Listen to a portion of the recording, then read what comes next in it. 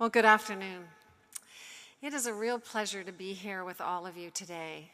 And as an alumni myself, I know how you're feeling, and I'm between you and your certificate, your diploma. You know, it is just an exciting day, and there's so much to celebrate. There's celebrating you as students, and also celebrating 50 years, as President Don Loviisa had mentioned in his speech. It's exciting times, and as we continue to grow in these 50 years, we've seen so much change, and you will see so much more. So this afternoon, it gives me great pleasure to address you. To the students, the family, friends, President Loviisa, the faculty,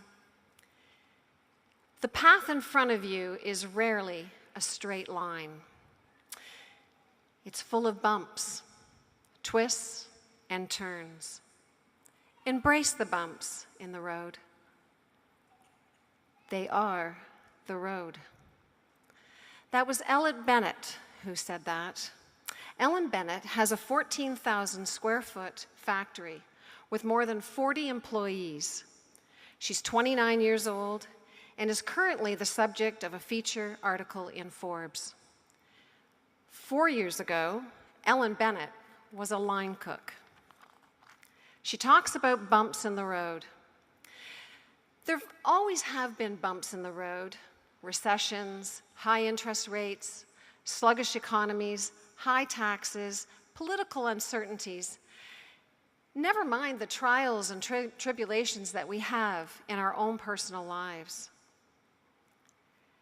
So how will you succeed? Do you already have a passion, or do you need to find it? Will money be your measure to your success, or will there be loftier goals? Let's address some of the particular difficulties facing business today. The digital age presents new challenges to retailers. Traditional retailers have seen decline in mall traffic, growing consumer preference for shopping online, and bricks and mortar outlets are expensive to maintain, with rent, staff, training, furnishings, utilities, purchasing processes, and so on. Walmart, the world's largest retailer, has announced it will be closing 269 stores this year as customers flock to online services. But with online shopping, retailers are taking a significant new cost. Virtual store websites and apps have to incorporate fail-safe systems with multiple backups to ensure successful customer financial information can be safe. If they don't do this, their business could sink. But online security, constantly under review, is expensive. As well, of course, online still has some costs associated to retail stores: inventory storage, processing, orders, and shipping. So the retailer of today has to adapt with a new way of doing business, and many more costs or fail. The challenges may prove too much for some retailers that were once dominant. Sears is struggling to survive. Macy's, one of the largest retailers in the US, is closing dozens of stores. But online outlets like Amazon are thriving and are continuing to climb in their numbers. Every day we're seeing news stories about real estate prices escalating at a seemingly never-ending pace. Here in Southern Ontario is no exception.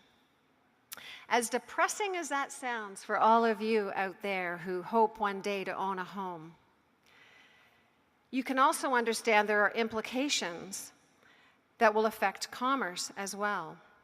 As house prices climb, so does the land prices for business. You can't turn a profit if you can't pay the rent. This is one challenge all politicians seem to appreciate, but are scrambling to find solutions to. Now, speaking of news, show of hands in this room, how many people here own a smartphone? Exactly. News, weather, sports, anything you want, instantly, 24 hours a day, 7 days a week, right in the palm of your hand. But that information is provided free to you, and companies are still trying to figure out how they make a dollar in that market.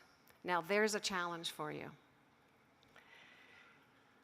Rates for online commercials and advertising is a fraction of what traditional media can charge. But like the situation facing retailers, there's a consumer push towards digital formats.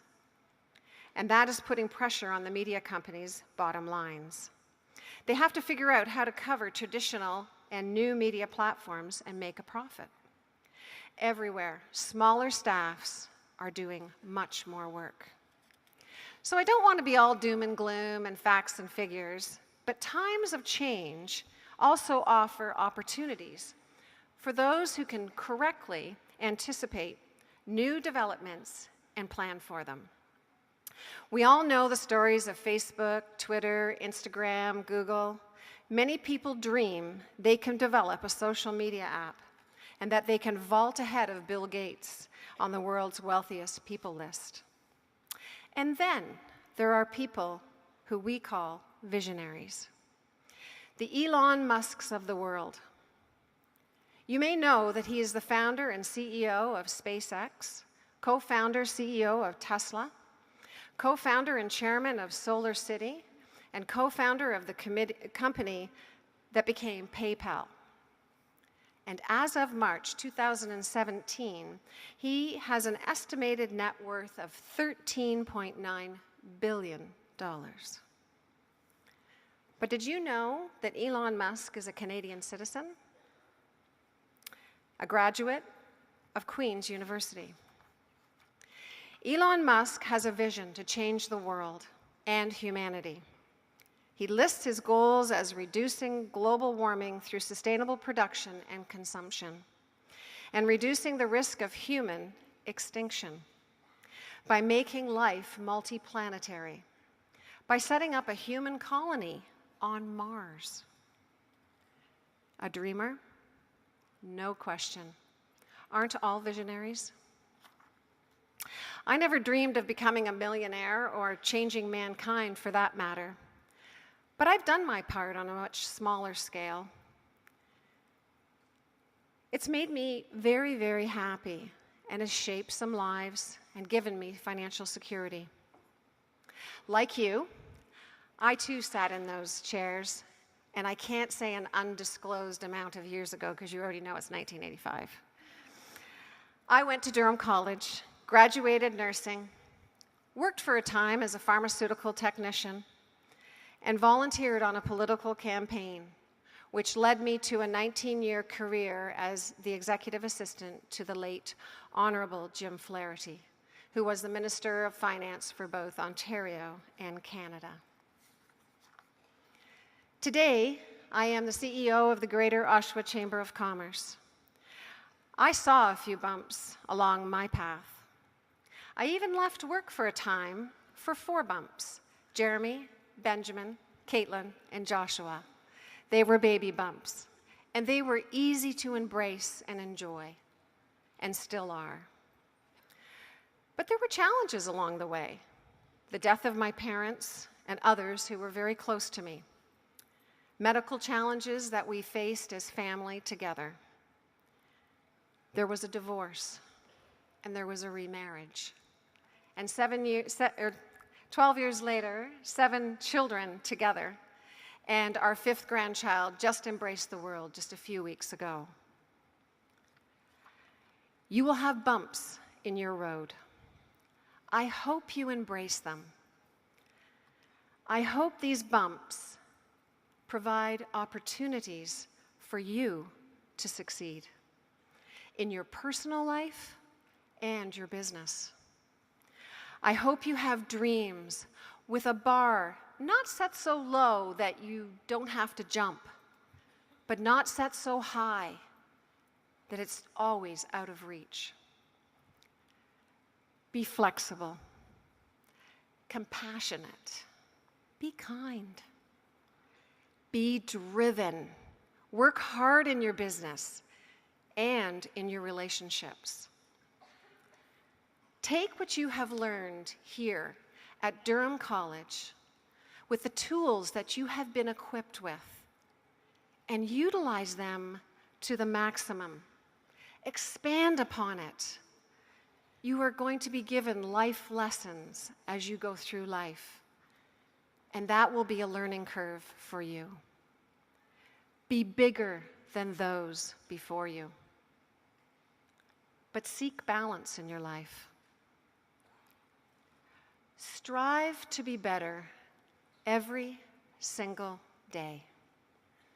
Those are goals that I know you can reach, and they will serve you well. Congratulations.